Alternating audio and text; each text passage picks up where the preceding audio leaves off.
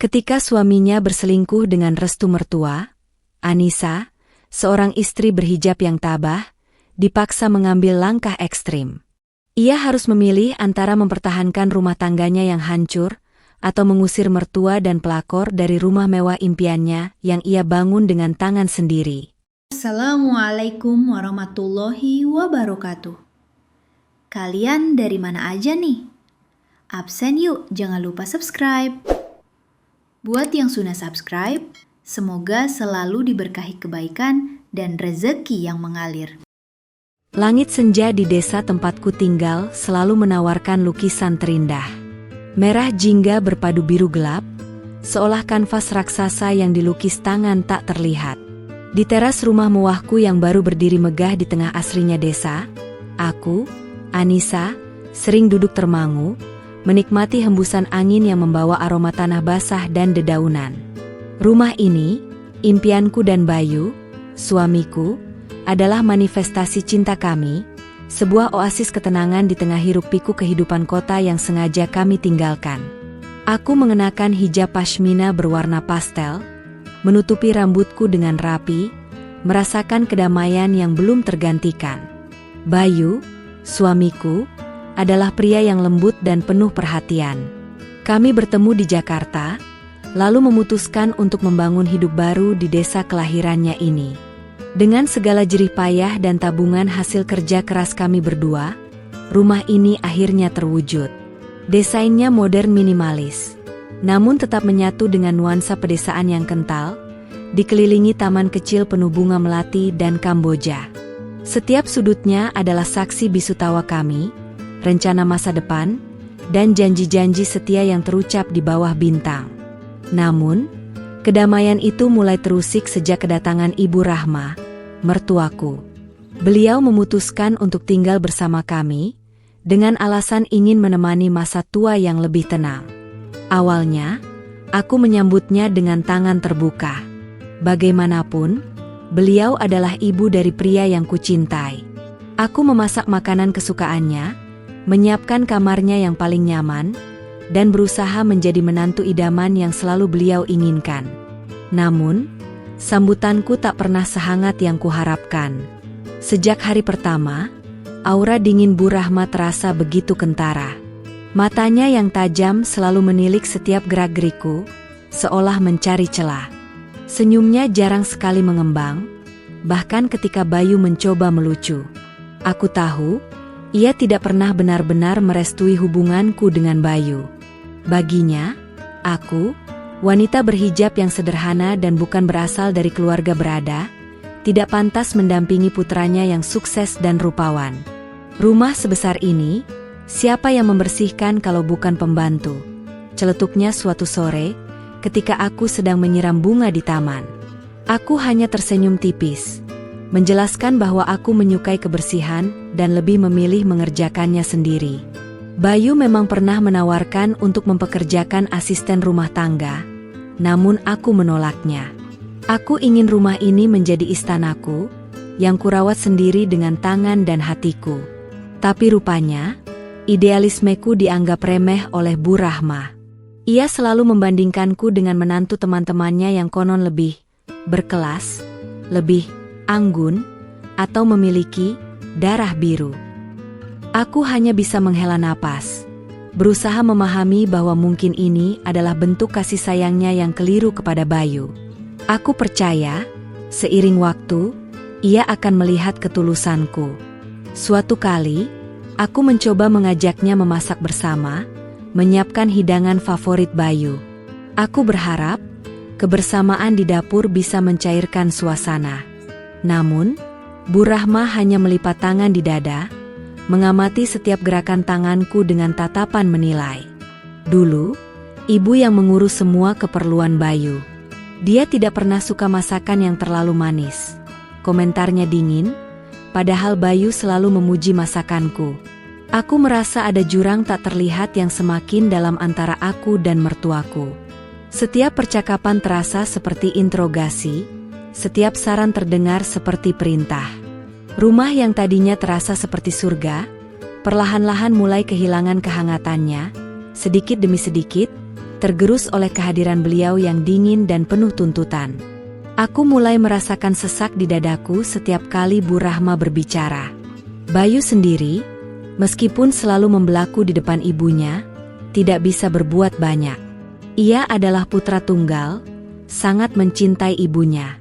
Aku mengerti posisinya yang serba salah. Ia mencoba menengahi, sesekali menegur ibunya dengan halus. Namun Bu Rahma selalu punya 1000 alasan untuk membenarkan dirinya. Aku merasa lelah, namun mencoba tetap sabar, meyakini bahwa badai ini pasti akan berlalu. Hari-hari berlalu dengan suasana yang semakin tegang. Bu Rahma mulai mengintervensi urusan rumah tangga kami lebih dalam. Dari cara menata perabot, memilih warna gorden, hingga jadwal makan dan tidur Bayu. Aku mencoba mempertahankan batasan, namun ia selalu berhasil menerobosnya dengan dalih, kebaikan, dan pengalamannya. Aku sering berdiam diri di kamar, membiarkan Bayu yang menghadapi ibunya sendirian. Aku tahu ini tidak baik, tapi aku tidak punya energi untuk berdebat. Doa menjadi satu-satunya pelipur lara, memohon agar Allah memberiku kesabaran dan kekuatan menghadapi ujian ini. Aku berharap, suatu hari nanti, Bayu akan menyadari bahwa cinta kami lebih berharga dari segalanya. Malam-malamku sering diisi dengan tangisan dalam diam, berharap Bayu menyadari perubahan drastis dalam diriku.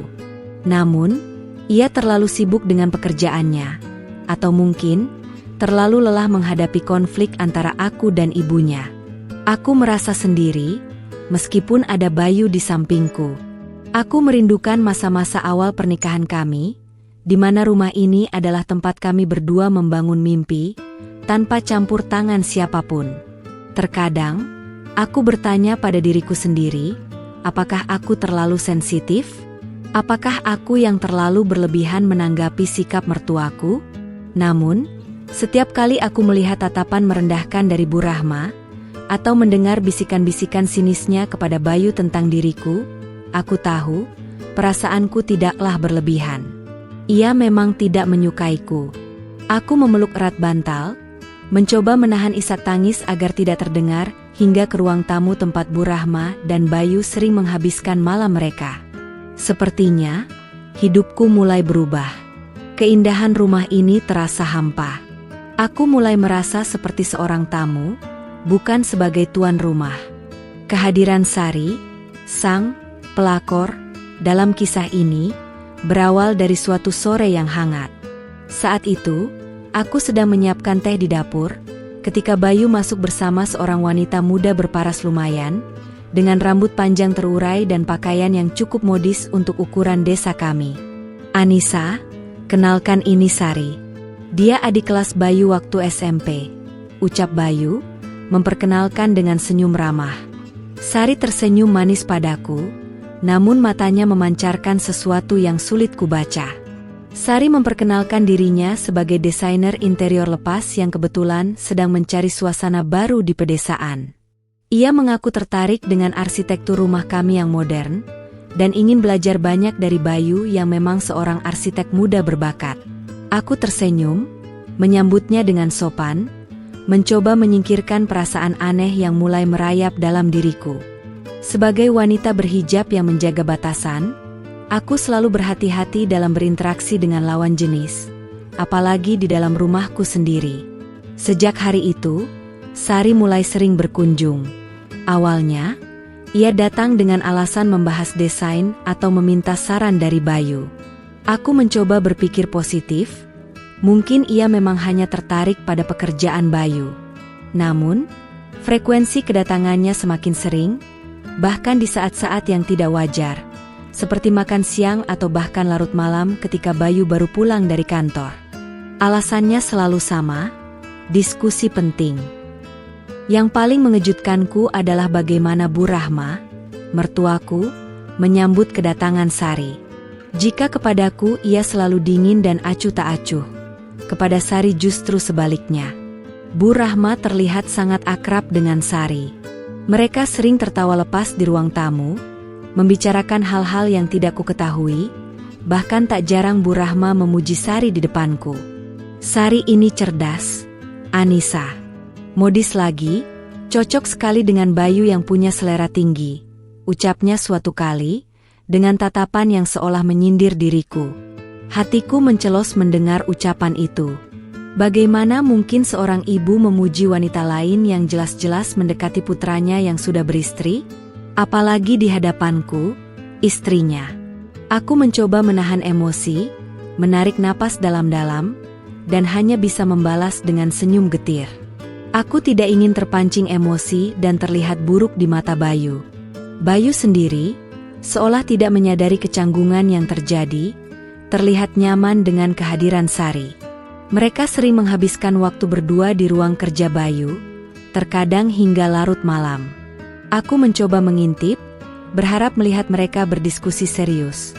Namun yang kulihat hanyalah tawarnya Sari yang disusul senyum Bayu.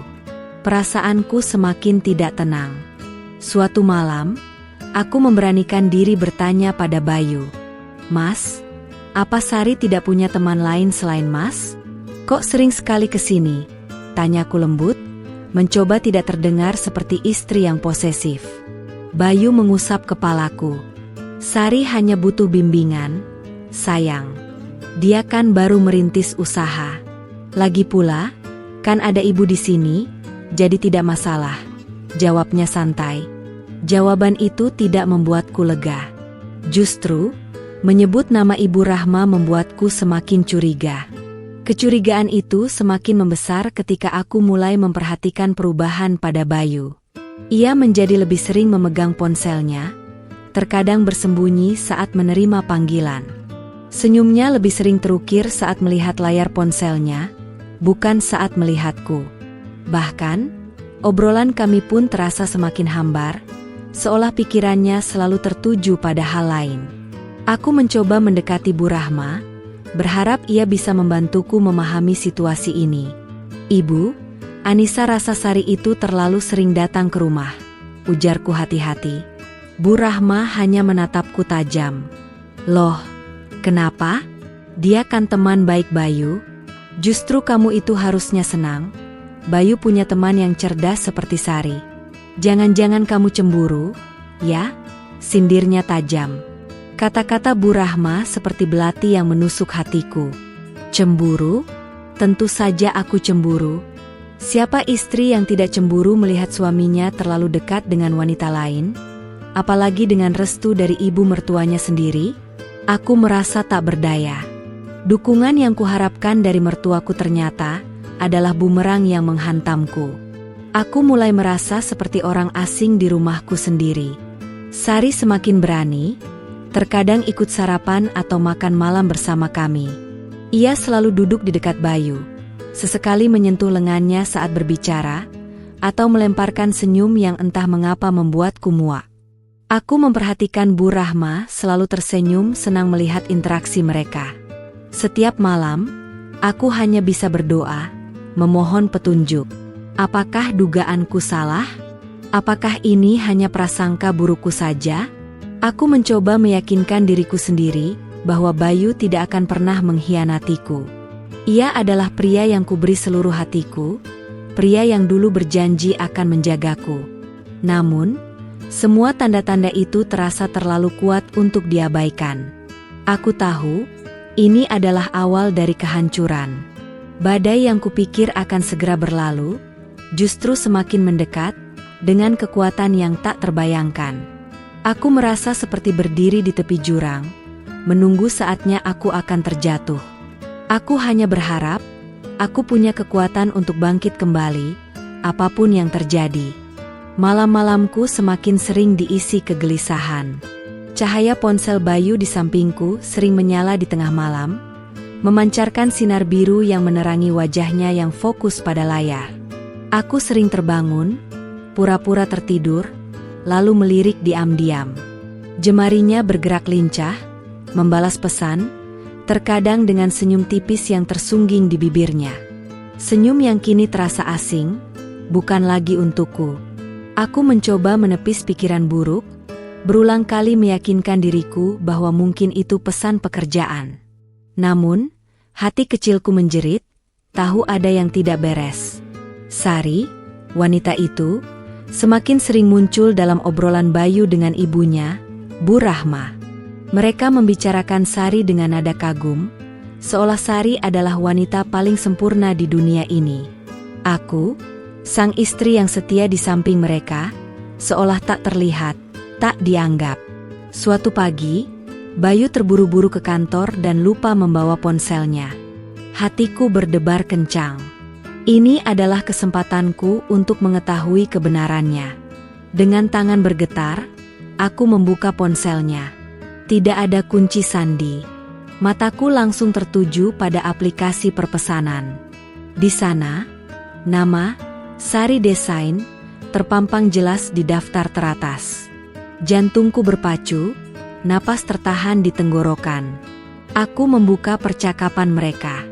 Isi pesannya singkat, namun maknanya jelas. Kata-kata mesra, emoji hati, dan janji pertemuan rahasia.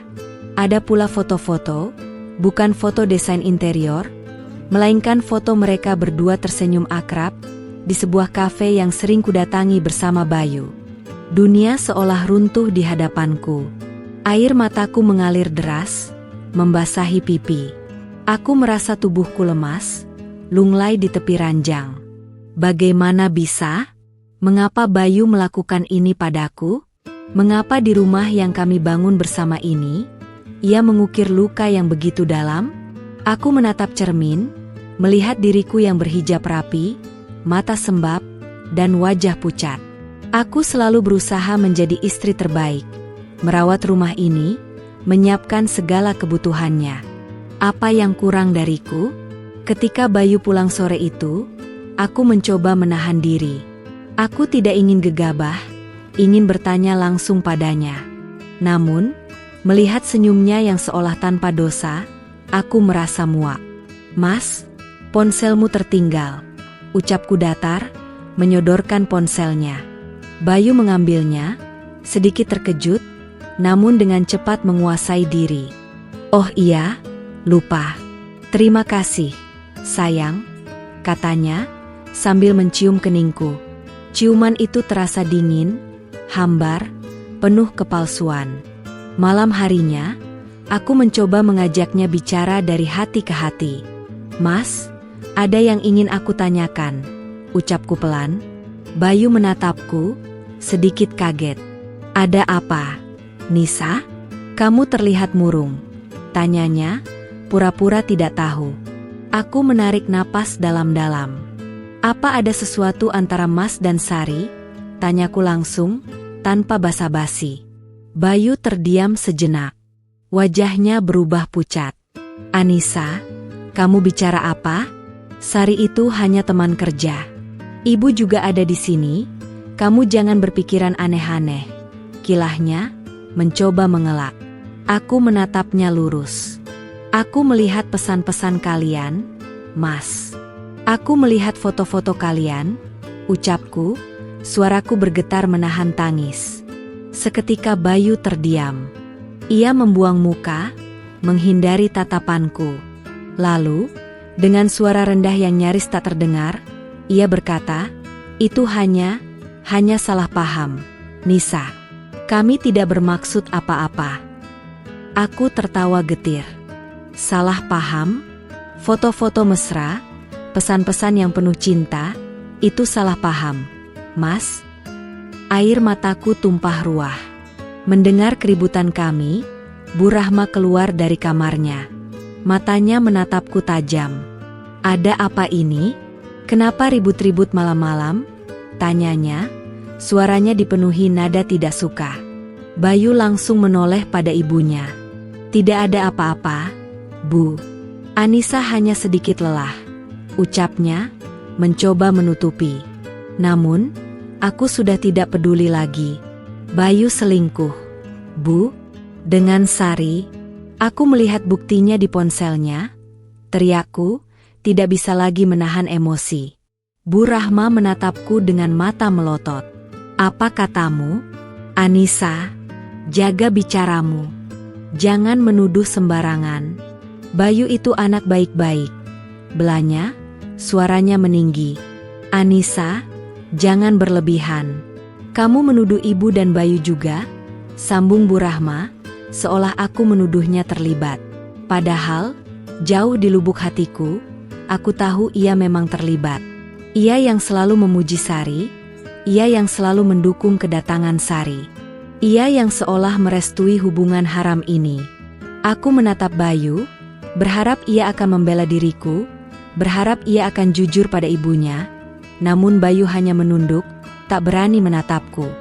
Bu Rahma semakin gencar menyerangku. Kamu ini kenapa? Anissa? Cuma gara-gara ponsel? Kamu langsung menuduh suamimu yang bukan-bukan? Suami capek kerja, pulang-pulang malah dituduh begitu. Kamu istri macam apa? Hatiku hancur berkeping-keping. Bukan hanya dikhianati suami, kini aku juga diserang oleh ibu mertua yang seharusnya menjadi pelindungku. Aku merasa seperti terdakwa di rumahku sendiri. Aku tidak bisa berkata-kata lagi, hanya bisa menangis sesenggukan, merasakan perih yang tak tertahankan di dada. Kecurigaan yang merayap itu kini telah menjadi kenyataan pahit. Aku berlari ke kamar, mengunci pintu, dan membiarkan air mataku mengalir sepuasnya. Aku merasa sendiri, benar-benar sendiri. Rumah mewah ini, yang dulu kusebut istana, kini terasa seperti penjara, penuh pengkhianatan dan kebohongan. Aku tidak tahu lagi apa yang harus kulakukan, kemana aku harus melangkah. Pagi itu, udara terasa begitu menyesakkan. Setelah insiden semalam, Bayu pergi kerja tanpa sepatah kata pun. Ia tidak menatapku, tidak menyapaku, seolah aku tidak ada. Bu Rahma juga sama.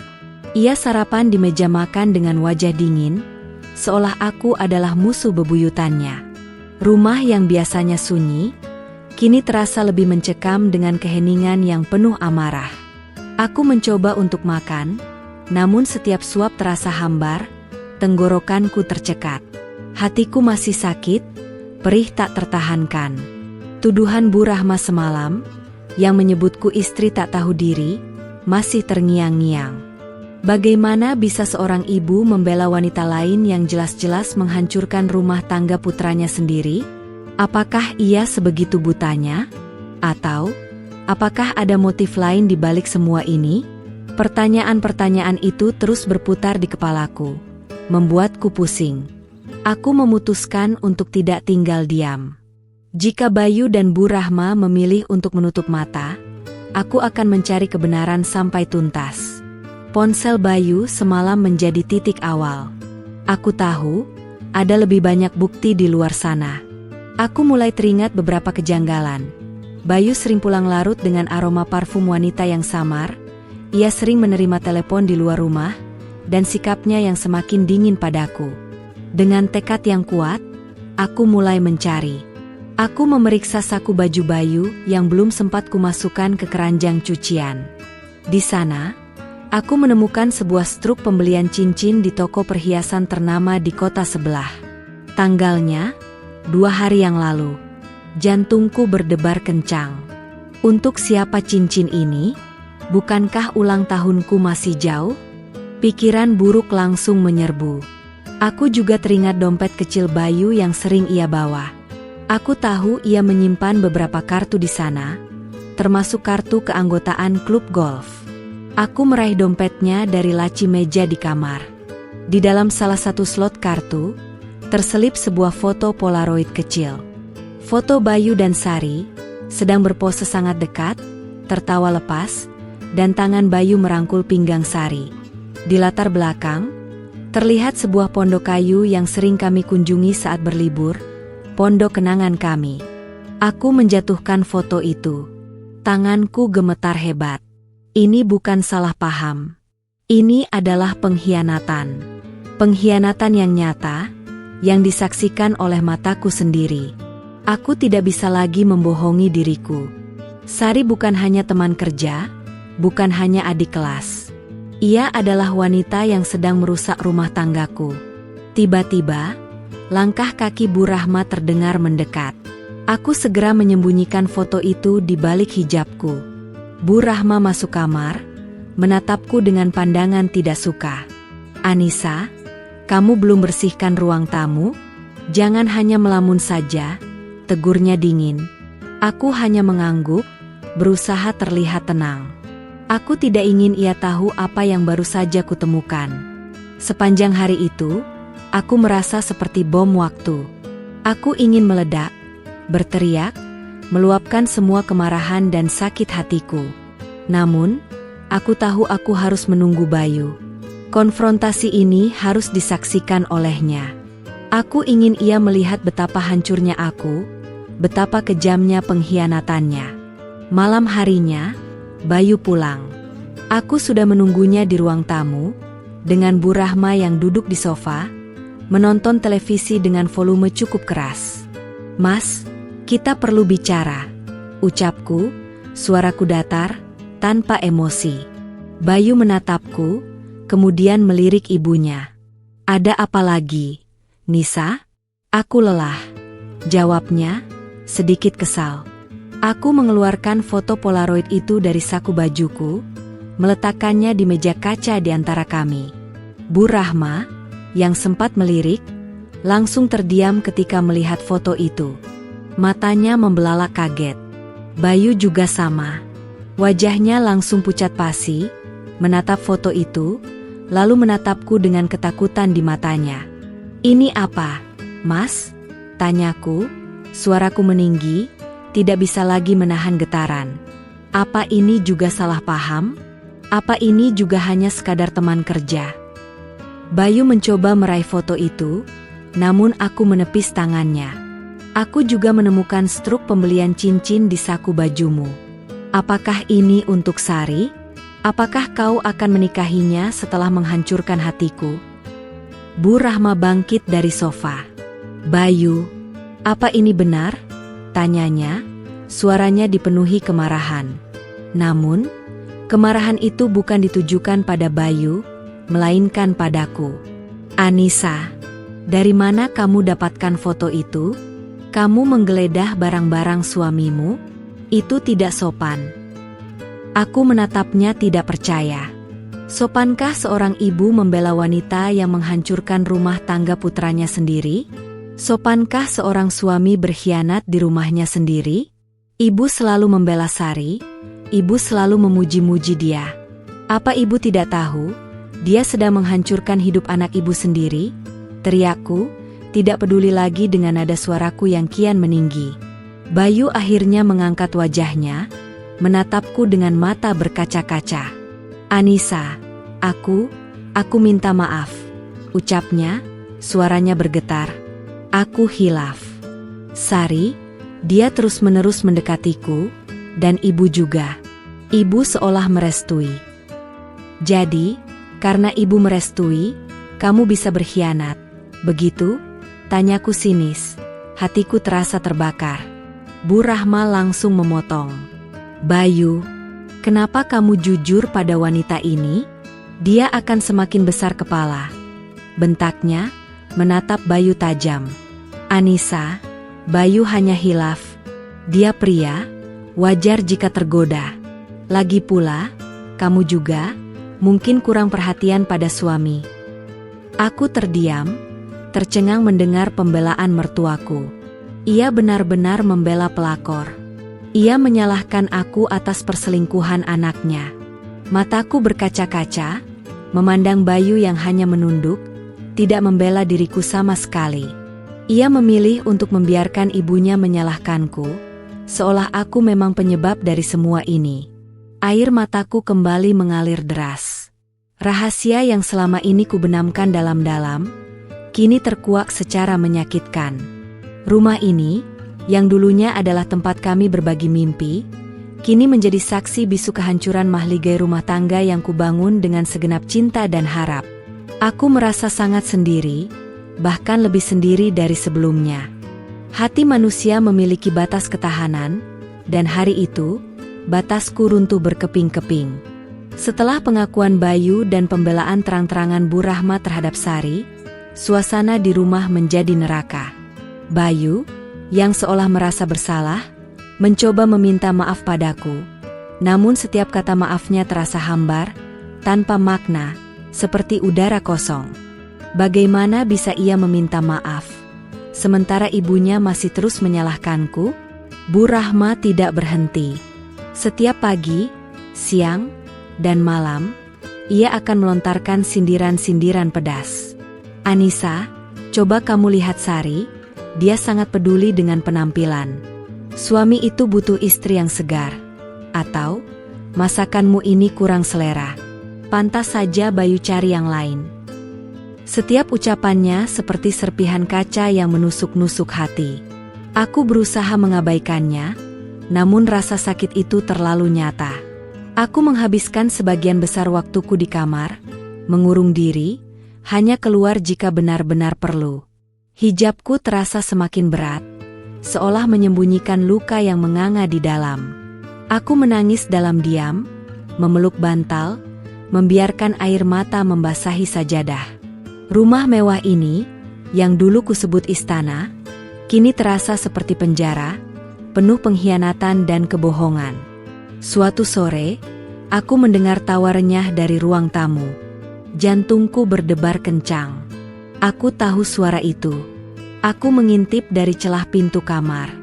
Sari ada di sana, duduk santai di sofa yang biasa kududuki, tertawa lepas bersama Bu Rahma.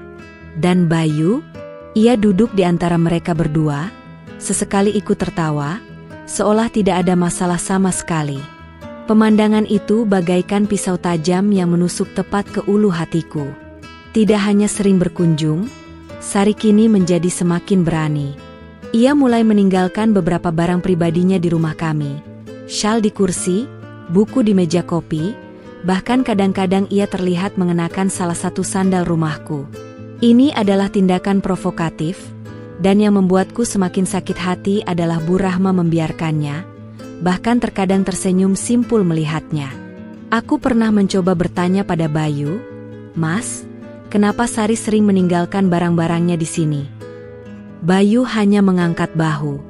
"Mungkin lupa, Nisa. Jangan dipikirkan," jawabnya enteng. Jawaban itu membuatku muak. Bagaimana bisa ia sebegitu butanya, atau sebegitu tidak pedulinya? Hidupku terasa kosong. Aku makan, tidur, dan bernapas, namun jiwaku terasa mati. Aku sering melamun, bertanya-tanya, apakah aku harus menyerah? Apakah aku harus pergi dari rumah ini, dari Bayu, dari semua penderitaan ini? Tapi di sisi lain, aku mencintai Bayu, dan rumah ini adalah impian kami. Aku tidak ingin menyerahkan rumah impianku begitu saja kepada wanita lain. Nasihat dari teman-teman dekatku, yang kudatangi diam-diam, semuanya sama, tinggalkan saja, Anissa. Kau pantas mendapatkan yang lebih baik. Namun, meninggalkan Bayu terasa seperti mencabut paksa sebagian dari diriku. Aku masih berharap ia akan berubah. Ia akan kembali pada janji-janji kami. Aku masih mencintainya, meskipun ia telah melukaiku begitu dalam. Puncak dari kehancuranku terjadi ketika suatu pagi, aku menemukan sikat gigi baru di kamar mandi utama kami. Bukan sikat gigiku, bukan sikat gigi Bayu, dan bukan pula sikat gigi Bu Rahma. Sikat gigi berwarna pink cerah, yang jelas-jelas milik wanita. Aku tahu itu milik Sari. Perasaanku campur aduk antara marah, sedih, dan jijik. Aku menghampiri Bu Rahma yang sedang sarapan. "Bu, ini sikat gigi siapa?" tanyaku, mencoba menahan getaran suaraku. Bu Rahma menatap sikat gigi di tanganku, lalu tersenyum tipis. "Oh, itu sikat gigi Sari. Dia lupa membawanya pulang semalam," jawabnya santai, seolah tidak ada yang aneh. "Semalam? Jadi Sari menginap di sini?" tanyaku, suaraku meninggi. Bu Rahma menghela napas. "Iya, Anissa. Memangnya kenapa? Dia kan teman baik Bayu, dan ibu juga sudah menganggapnya seperti anak sendiri. Jangan berlebihan begitu. Kamu ini berhijab tapi hatimu tidak mencerminkan apa yang kamu pakai," sindirnya tajam. Kata-kata Bu Rahma menohokku. Ia tidak hanya membela Sari, ia bahkan mendukung Sari untuk menginap di rumahku, di bawah satu atap denganku dan Bayu. Ini adalah puncak dari semua penghinaan.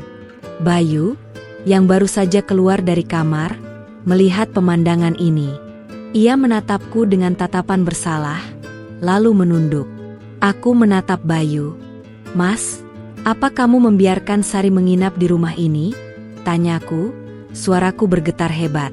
Bayu hanya terdiam, tidak menjawab. Air mataku kembali menetes.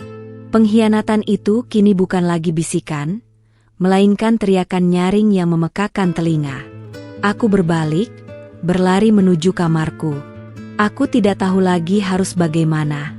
Rumah ini, rumah impianku, kini telah hancur lebur oleh ulah suamiku, didukung oleh ibu mertuaku, dan diwarnai oleh kehadiran pelakor yang semakin lancang. Mahligai rumah tanggaku telah runtuh, dan aku merasa seperti puing-puingnya. Tangisan adalah bahasa hati yang paling jujur, dan hari itu, aku telah berbicara banyak dengan air mata. Aku mengunci diri di kamar selama berjam-jam, membiarkan sakit hati ini merayap ke setiap sendi tubuhku. Aku membaca ulang pesan-pesan Bayu dan Sari, melihat kembali foto-foto mereka, seolah sengaja menyiksa diri sendiri. Setiap kata, setiap gambar, adalah pukulan telak bagi jiwaku. Di tengah keputusasaan itu, aku meraih mushaf Al-Quran. Tanganku gemetar saat membuka lembaran-lembarannya. Aku mencari ketenangan, mencari jawaban, mencari kekuatan. Aku membaca ayat-ayat tentang kesabaran, tentang ujian, tentang pertolongan Allah bagi hambanya yang terzalimi. Perlahan, hatiku yang tadinya luluh lantak mulai merasakan setitik cahaya. Aku sadar, aku tidak bisa terus-menerus terpuruk. Aku adalah Anissa, wanita yang kuat, yang berhijab bukan hanya untuk menutup aurat, tapi juga untuk menjaga kehormatan diri. Aku tidak boleh menyerah pada keadaan yang ingin menghancurkanku. Aku tidak akan membiarkan mereka menang. Ini adalah rumahku, kehidupanku, dan aku akan memperjuangkannya. Aku mulai memikirkan langkah selanjutnya. Aku tidak ingin berteriak-teriak, tidak ingin berdebat kusir. Aku ingin bertindak dengan kepala dingin, dengan strategi. Aku akan mengumpulkan semua bukti, setiap detail kecil yang selama ini kusepelekan. Aku ingin menunjukkan pada Bayu dan Bu Rahma bahwa aku tidak selemah yang mereka kira. Beberapa hari berikutnya, aku berusaha bersikap biasa saja di depan mereka. Aku memasak, membersihkan rumah, dan menyapa mereka dengan senyum tipis. Meskipun hatiku terasa hancur. Bu Rahma terlihat sedikit heran dengan sikapku, namun tetap melanjutkan sindiran-sindirannya. Bayu sesekali mencuri pandang padaku, mungkin ia merasa bersalah, atau mungkin hanya bingung dengan perubahanku. Di balik ketenangan palsuku, aku bergerak. Setiap kali Bayu lengah, aku mencari bukti tambahan. Aku menemukan beberapa struk makan malam romantis di restoran mewah, bukan lagi kafe. Aku juga menemukan tiket bioskop dan tanda masuk taman hiburan, semua atas nama Bayu dan Sari. Mereka tidak lagi sembunyi-sembunyi, seolah dunia ini hanya milik mereka berdua. Yang paling mengejutkanku adalah ketika aku menemukan sebuah surat di laci meja kerja Bayu. Surat itu ditulis tangan, dengan tulisan Sari yang rapi dan feminin. Isinya, surat cinta. Surat cinta yang terang-terangan mengungkapkan perasaan Sari pada Bayu, dan betapa ia menanti saat-saat kebersamaan mereka. Ada pula kalimat yang menyinggung tentang Bu Rahma, menyebut bahwa Bu Rahma sangat mendukung hubungan mereka. Darahku mendidih membaca surat itu. Jadi, Bu Rahma memang benar-benar tahu. Ia bukan hanya membela, ia bahkan mendukung perselingkuhan ini. Kemarahan yang selama ini kutahan, kini terasa membuncah di dada. Sakit hati itu berubah menjadi kekuatan, menjadi tekad untuk melawan. Aku tidak akan membiarkan mereka menginjak-injak kehormatanku dan menghancurkan rumah tanggaku semudah ini. Aku mengambil ponselku, memotret setiap bukti yang kutemukan. Pesan, foto, struk, hingga surat cinta Sari. Aku juga mulai merekam diam-diam beberapa percakapan antara Bu Rahma dan Bayu, di mana Bu Rahma dengan jelas menasihati Bayu untuk mempertahankan Sari, atau jangan terlalu memedulikan Anissa. Aku tahu ini berisiko, tapi aku tidak punya pilihan lain. Aku butuh bukti kuat. Suatu malam, aku mendengar suara pertengkaran kecil antara Bayu dan Bu Rahma dari ruang tamu. Aku menguping. Bayu, kamu harus tegas pada Anissa. Jangan sampai dia menguasaimu, teriak Bu Rahma. Tapi Bu, aku merasa bersalah. Anissa istriku, jawab Bayu, suaranya terdengar ragu. Bersalah apa? Kamu itu laki-laki. Wajar. Lagi pula, Sari itu lebih cocok untukmu, sambung Bu Rahma. Kata-kata itu menguatkan tekadku. Mereka telah melewati batas. Bukan hanya Bayu yang berkhianat, tetapi juga mertuaku yang seharusnya menjadi orang tuaku kedua, justru menjadi dalang di balik kehancuran rumah tanggaku. Ini bukan lagi soal cinta segitiga, ini adalah konspirasi untuk menghancurkanku. Aku mengepalkan tangan. Cukup sudah. Aku tidak akan membiarkan diriku menjadi korban lagi. Aku akan berdiri tegak, memperjuangkan hakku, dan menunjukkan kepada mereka siapa Anissa sebenarnya. Rumah ini adalah milikku, dan tidak ada seorang pun yang berhak mengusirku dari sini. Justru merekalah yang akan aku usir. Aku mulai mencari tahu tentang hukum perceraian, hak-hak istri, dan langkah-langkah hukum yang bisa kuambil. Aku berkonsultasi dengan seorang pengacara wanita yang direkomendasikan teman. Aku ingin mempersiapkan segalanya dengan matang, tanpa ada celah sedikit pun.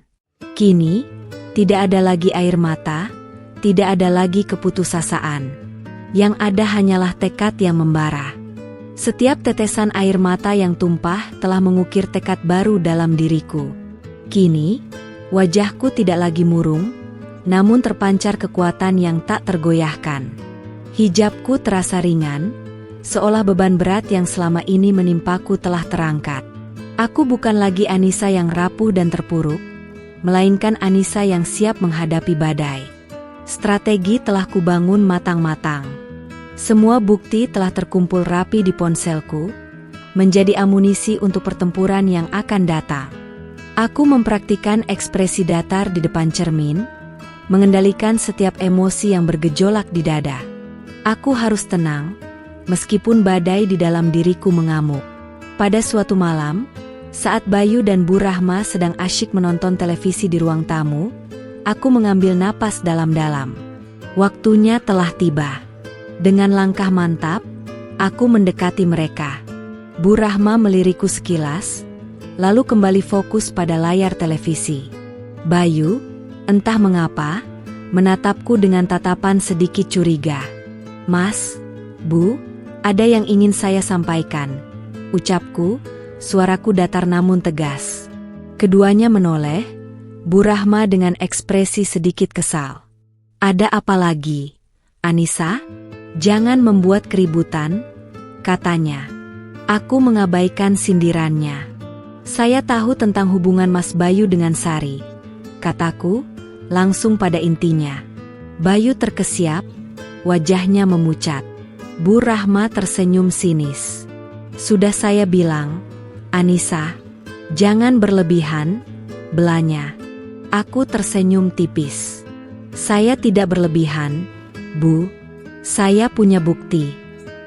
Aku membuka ponselku, memutar rekaman suara percakapan mereka. Suara Bu Rahma yang jelas-jelas menyuruh Bayu untuk mempertahankan Sari, dan jangan terlalu memedulikan Anissa, menggema di ruang tamu. Bayu dan Bu Rahma sama-sama terdiam, terkejut mendengar rekaman itu. Apa ini, Anissa? Bentak Bu Rahma, mencoba merebut ponselku. Aku menghindar. Ini adalah bukti, Bu. Bukti bahwa ibu bukan hanya tahu, tapi juga mendukung perselingkuhan Mas Bayu dengan Sari. Kemudian, aku menunjukkan foto-foto mesra Bayu dan Sari, struk-struk pembelian cincin dan makan malam romantis, serta surat cinta Sari. Bayu menatap semua bukti itu dengan mata membelalak. Wajahnya berubah merah padam. Ia tidak bisa berkata-kata. Bu Rahma, meskipun terkejut, dengan cepat menguasai diri. Ini semua tidak benar. Ini fitnah. Kamu merekam orang sembarangan. Kamu memotret tanpa izin. Kamu ini sudah gila. Anissa, teriaknya, mencoba mengintimidasi. Gila? Apakah gila jika seorang istri mempertahankan rumah tangganya dari kehancuran yang ibu dan anak ibu sendiri lakukan? Tanyaku, suaraku meninggi, namun masih terkontrol. Ibu selalu membela Sari. Ibu mengatakan Sari lebih cocok untuk Mas Bayu. Ibu bahkan membiarkannya menginap di rumah ini. Bayu mengangkat wajahnya. Nisa, ini tidak seperti yang kamu bayangkan. Kilahnya, mencoba membela diri. Aku menatapnya tajam. Tidak seperti yang kubayangkan? Jadi, ini apa? Mas, ini semua hanya hayalan saya? Atau ini semua hanya drama yang sengaja kalian ciptakan untuk mengusir saya dari rumah ini? Bu Rahma bangkit, menunjuk-nunjukku. Anissa, kamu keterlaluan. Jangan kurang ajar pada mertua. Ibu tidak pernah mengajarkan anak ibu untuk berkhianat. Ini semua ulahmu. Kamu tidak becus mengurus suami. Kamu yang membuat Bayu mencari yang lain. Ia membela Sari habis-habisan, seolah Sari adalah korban, dan aku adalah penjahatnya. Hati kecilku berteriak, ini puncaknya. Mertuaku, di depan mata kepalaku sendiri, membela pelakor yang menghancurkan rumah tanggaku. Ia menyalahkan aku atas dosa anaknya. Ia mencoreng harga diriku. Air mataku tidak lagi mengalir. Kini, yang ada hanyalah amarah yang membakar. Aku menatap Bayu, yang hanya menunduk, tidak membela diriku sama sekali. Ia memilih untuk menjadi pengecut, membiarkan ibunya menghinaku dan membenarkan perselingkuhannya. Aku tahu, saat ini adalah titik balik dalam hidupku. Aku tidak akan lagi berdiam diri. Aku akan bertindak. Mas Bayu, Ibu Rahma, ucapku, suaraku kini tegas, tanpa getaran sedikit pun. Saya sudah tahu semuanya. Saya sudah tidak bisa lagi bertahan. Saya akan mengajukan gugatan cerai. Mendengar kata-kata itu, Bayu langsung mengangkat wajahnya, menatapku dengan mata membelalak. Bu Rahma juga terdiam. Ekspresi kaget terlihat jelas di wajahnya. Aku tidak memedulikan reaksi mereka. Aku sudah terlalu lelah, terlalu sakit hati. Ini adalah keputusanku, dan aku tidak akan menyesalinya. Rumah ini, kataku, memandang sekeliling, adalah rumah yang saya beli dengan uang hasil kerja keras saya sendiri. Hanya sebagian kecil dari uang Mas Bayu. Jadi, secara hukum, rumah ini adalah milik saya. Aku menatap mereka berdua, satu persatu. Mulai sekarang, saya tidak ingin ada lagi Sari di rumah ini. Dan untuk Ibu Rahma, aku menatap mertuaku, saya mohon, Ibu bisa mencari tempat tinggal lain. Bayu dan Bu Rahma sama-sama terdiam, kaget mendengar pernyataanku. Mereka tidak menyangka aku akan mengambil langkah sejauh ini. Aku tidak peduli lagi. Ini adalah titik balikku.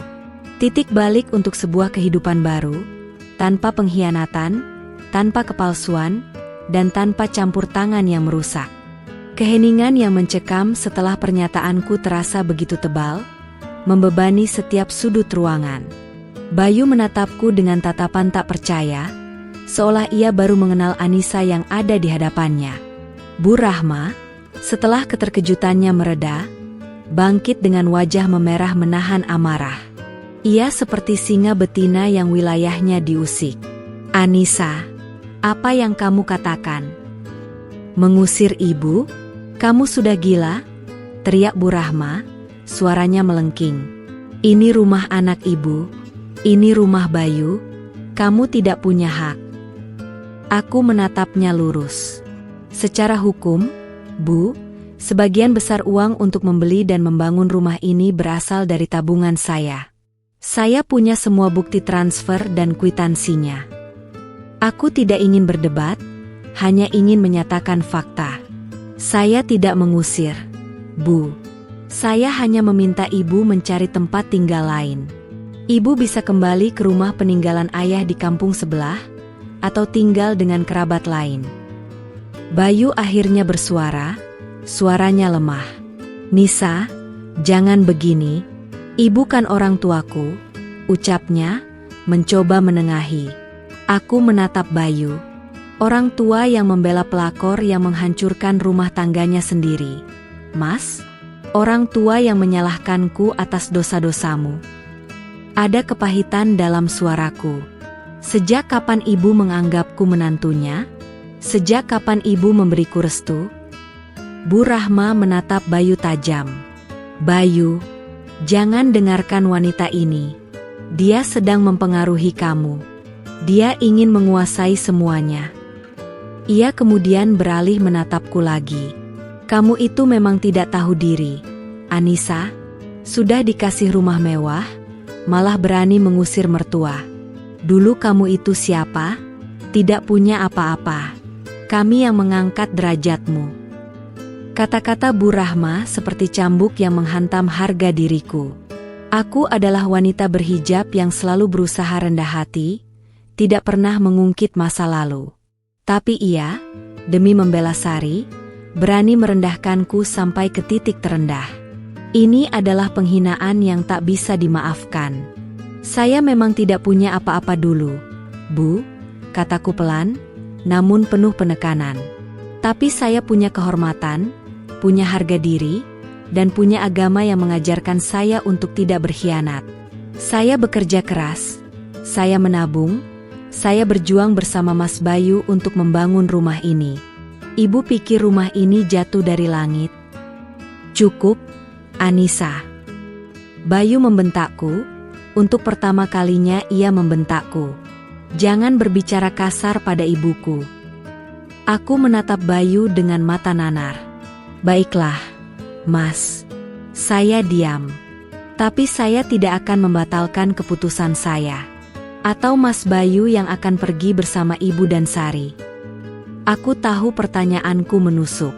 Ia harus memilih. Bu Rahma tidak tinggal diam. Sejak saat itu, ia semakin melancarkan serangannya. Ia memanggil beberapa kerabat dekat dari desa lain, menceritakan padaku cerita-cerita yang diputarbalikkan, seolah aku adalah menantu durhaka yang ingin mengusir mertua dari rumah anaknya. Desa kecil ini memang penuh dengan tetangga yang suka bergosip, dan Bu Rahma tahu betul bagaimana memanfaatkan itu. Beberapa tetangga mulai menatapku dengan tatapan aneh, berbisik-bisik ketika aku berpapasan dengan mereka. Aku mendengar desas-desus bahwa aku adalah istri yang egois, yang tidak menghargai orang tua, bahkan ada yang menyebutku mandul, karena kami belum punya anak, seolah itu adalah alasanku untuk dikhianati. Hatiku perih, namun aku mencoba tegar. Puncaknya adalah ketika suatu hari, aku melihat Bu Rahma dan Sari sedang asyik menata ulang ruang tamu. Mereka memindahkan perabotan yang kubeli, menggantinya dengan vas bunga dan lukisan yang jelas-jelas baru, yang aku yakin bukan milik kami. Mereka seolah sudah menganggap rumah ini milik mereka. Apa yang kalian lakukan? Tanyaku, suaraku tercekat. Sari menoleh padaku, senyum mengejek terukir di bibirnya. Oh, ini. Tante Rahma ingin suasana baru, jadi kami bantu sedikit. Jawabnya santai. Ini rumah saya, kataku, menekan setiap kata. Bukan rumah Tante Rahma, apalagi rumahmu. Bu Rahma tertawa sinis. Kamu ini kenapa? Anissa, kan kami hanya membantu mempercantik rumah Bayu. Kamu tidak perlu marah begitu. Ia melirik Sari, seolah mengisyaratkan sesuatu. Tante Rahma sudah bilang, kan, rumah ini sebentar lagi akan jadi milikku sepenuhnya. Ucap Sari, dengan nada angkuh, menatapku lurus. Jadi, aku bebas melakukan apa saja. Darahku mendidih. Ini sudah melampaui batas. Mereka bukan hanya menghancurkan rumah tanggaku, mereka juga ingin merampas rumahku. Aku mengepalkan tangan, menahan diri agar tidak meledak. Ini adalah penghinaan terbesar yang pernah kualami. Aku tidak akan membiarkan mereka menang. Tidak akan. Aku mengambil langkah mundur, menatap mereka berdua yang kini berdiri tegak, seolah menantangku. Pemandangan ini menggores luka yang begitu dalam, lebih dalam dari pengkhianatan Bayu. Aku merasa seperti alien di rumahku sendiri. Mataku berkaca-kaca, namun aku bersumpah tidak akan menangis lagi di depan mereka. Ini adalah akhir dari segalanya. Setelah penghinaan di ruang tamu, di mana Sari dengan lancang mengklaim rumahku, aku tahu tidak ada lagi jalan tengah. Kesabaran adalah permata yang indah. Namun jika terus-menerus diinjak, ia akan pecah menjadi serpihan tajam. Aku tidak akan lagi menunggu. Saatnya bertindak ekstrim, mengembalikan semua pada tempatnya, dan menunjukkan kepada mereka siapa pemilik sejati rumah ini. Aku segera menghubungi pengacaraku. Kuganti pakaianku dengan yang paling rapi, memastikan hijabku terpasang sempurna. Aku tidak ingin terlihat seperti wanita yang hancur. Aku ingin terlihat sebagai wanita yang tegar, siap menghadapi apapun. Aku membawa semua bukti, rekaman suara, foto, struk, hingga surat cinta Sari. Semua tersimpan rapi dalam sebuah amplop coklat. Bayu dan Bu Rahma terkejut melihatku siap-siap pergi. Mau kemana, Nisa? Tanya Bayu, suaranya sedikit cemas. Aku menatapnya. Mengurus apa yang harus diurus. Mas, kamu tidak perlu khawatir, jawabku datar. Bu Rahma hanya mendengus, seolah aku hanya sedang mencari perhatian. Di kantor pengacara, aku membeberkan segalanya. Pengacara wanita itu mendengarkan dengan saksama, sesekali mengangguk, dan mencatat poin-poin penting. Ketika aku selesai bercerita, ia menatapku. Anissa, kamu punya kasus yang sangat kuat. Perselingkuhan, perlakuan tidak menyenangkan, dan campur tangan mertua yang mendukung perselingkuhan. Terlebih lagi, kamu memiliki bukti kepemilikan sebagian besar rumah ini. Ia menjelaskan langkah-langkah hukum yang harus kuambil, proses gugatan cerai, dan bagaimana aku bisa mendapatkan hak asuh jika kami sudah memiliki anak, meskipun kami belum. Aku memutuskan untuk melanjutkan gugatan cerai secepatnya. Aku juga meminta pengacaraku untuk mengirimkan surat pemberitahuan kepada Bayu dan Bu Rahma, mengenai status kepemilikan rumah dan permintaan untuk Bu Rahma agar segera mencari tempat tinggal lain. Pulang dari kantor pengacara, hatiku terasa lebih ringan, meskipun masih ada gumpalan sakit yang belum hilang. Aku tahu ini akan menjadi pertarungan panjang, namun setidaknya, aku telah memulai langkah pertama. Aku tidak lagi merasa sendirian. 2 hari kemudian, surat dari pengacaraku tiba di rumah. Aku menyerahkannya kepada Bayu. Ia membacanya, dan wajahnya langsung memucat. Ia kemudian menyerahkan surat itu kepada ibunya. Bu Rahma membacanya dengan cepat, dan matanya langsung membelalak kaget. Apa-apaan ini, Anissa? Teriak Bu Rahma, suaranya dipenuhi amarah bercampur panik. Ini ancaman. Kamu mengancam kami? Bukan ancaman, Bu, jawabku tenang. Itu adalah langkah hukum. Saya punya hak atas rumah ini, dan saya tidak akan membiarkan siapapun merampasnya dari saya. Bayu menatapku. Nisa, kamu serius akan menceraikanku? Tanyanya, suaranya bergetar. Aku hanya mengangguk. Dan juga, saya mohon, ibu bisa segera berkemas. Saya memberi ibu waktu 1 minggu untuk mencari tempat tinggal baru. Bu Rahma tertawa sinis. 1 minggu? Kamu pikir kami akan menurutimu? Ini rumah anak ibu. Kamu itu siapa? Saya adalah pemiliknya, Bu, kataku, menatapnya tajam. Jika dalam 1 minggu ibu tidak juga pergi, saya terpaksa akan mengambil langkah hukum yang lebih tegas.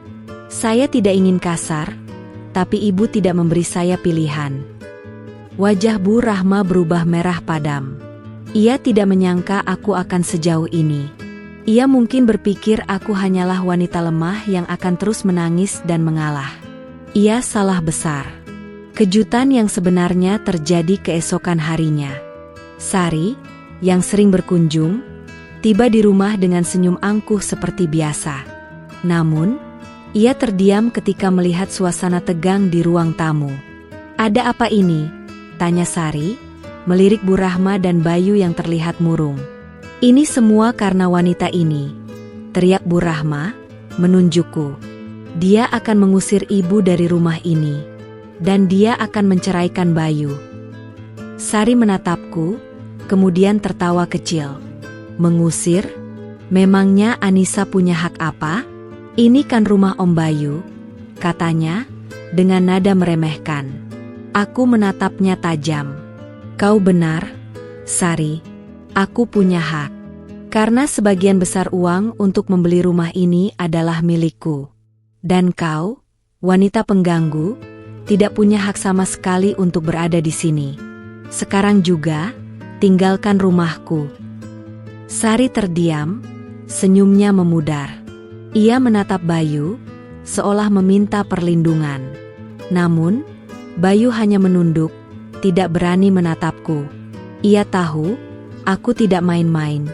"Bayu, bilang sesuatu," desak Sari. Bayu mengangkat wajahnya, menatap Sari. "Sari, sepertinya kamu harus pergi dulu," ucapnya, suaranya pelan. Sari menatap Bayu tidak percaya. Ia melihat pengkhianatan di matanya. Bu Rahma juga sama. Ia tidak menyangka Bayu akan pasrah begitu saja. "Apa? Kamu menyuruhku pergi, Bayu?" "Setelah semua ini," teriak Sari, air matanya mulai menetes. Aku tersenyum tipis. "Pergilah, Sari. Jangan pernah kembali ke rumah ini. Dan kau, Bu Rahma, ingat batasan waktu yang kuberikan. 1 minggu." Sari berlari keluar rumah sambil menangis. Bu Rahma, meskipun masih marah, tidak bisa berbuat banyak. Ia menatapku dengan kebencian di matanya. Aku tahu, ini baru permulaan. Namun, aku sudah mengambil keputusan ekstrim, dan aku siap menghadapi konsekuensinya. Rumah ini akan kembali menjadi istanaku. Seminggu berlalu bagaikan sekejap mata. Selama itu, suasana di rumah terasa begitu dingin dan tegang. Bayu menghindariku, dan Bu Rahma semakin sering mengurung diri di kamarnya. Sesekali melontarkan sumpah serapah yang bisa kudengar dari balik pintu. Aku tidak memedulikan mereka. Aku fokus pada diriku, pada doa-doaku, dan pada persiapan babak baru dalam hidupku. Pada hari ke-7, tepat pukul 10 pagi, aku mengetuk pintu kamar Bu Rahma. "Bu, sudah saatnya," kataku tenang. Tidak ada jawaban. Aku membuka pintu perlahan. Bu Rahma sudah berdiri di samping kopernya. Wajahnya terlihat lesu namun matanya masih memancarkan dendam. "Kamu benar-benar mengusir ibu, Anissa?" tanyanya, suaranya tercekat. "Saya hanya meminta ibu menghormati keputusan saya, Bu," jawabku lembut. "Ini demi kebaikan kita semua." Bayu keluar dari kamarnya, wajahnya sembab. Ia menatapku dengan tatapan bersalah yang belum pernah kulihat sebelumnya. Ia melihat ke arah ibunya, lalu ke arahku. "Nisa, apa tidak ada jalan lain?" "Ada, Mas," kataku. "Jika kau bisa memilih, jika kau bisa menjauh dari Sari, jika kau bisa menghargai pernikahan kita. Tapi kau sudah memilih, Mas, dan aku pun sudah memilih." Bu Rahma menyeret kopernya keluar kamar. Aku tidak tahu apakah ia akan kembali ke rumah peninggalan di kampung sebelah atau mencari kerabat lain. Yang jelas, ia pergi dari rumah ini, rumah yang sempat ia anggap miliknya. Bayu hanya menunduk, tidak berani menatap ibunya yang kini berjalan menjauh dari kehidupannya. Setelah Bu Rahma pergi, rumah terasa begitu sunyi. Sunyi yang damai, bukan lagi sunyi yang mencekam. Aku berjalan mengelilingi rumah ini, menyentuh setiap dinding, setiap perabot, merasakan energi baru yang mulai mengalir. Ini adalah rumahku, istanaku, tempat di mana aku akan memulai babak baru dalam hidupku. Beberapa hari kemudian, gugatan cerai resmi kumasukkan. Bayu tidak mengajukan keberatan. Ia tampak pasrah, seperti seseorang yang kehilangan arah. Aku tahu, ia akan merasakan penyesalan yang dalam. Namun, penyesalan itu datang terlambat. Luka yang ia ukir di hatiku terlalu dalam untuk disembuhkan. Aku mulai mengisi hariku dengan kegiatan yang lebih positif. Aku bergabung dengan komunitas pengajian di desa, aktif dalam kegiatan sosial, dan mulai merintis usaha kecil-kecilan di bidang kuliner. Aku mendesain ulang interior rumahku, menyingkirkan semua barang yang mengingatkanku pada sari dan campur tangan mertuaku. Rumah ini kini benar-benar menjadi cerminan diriku, tenang, kuat, dan penuh harapan.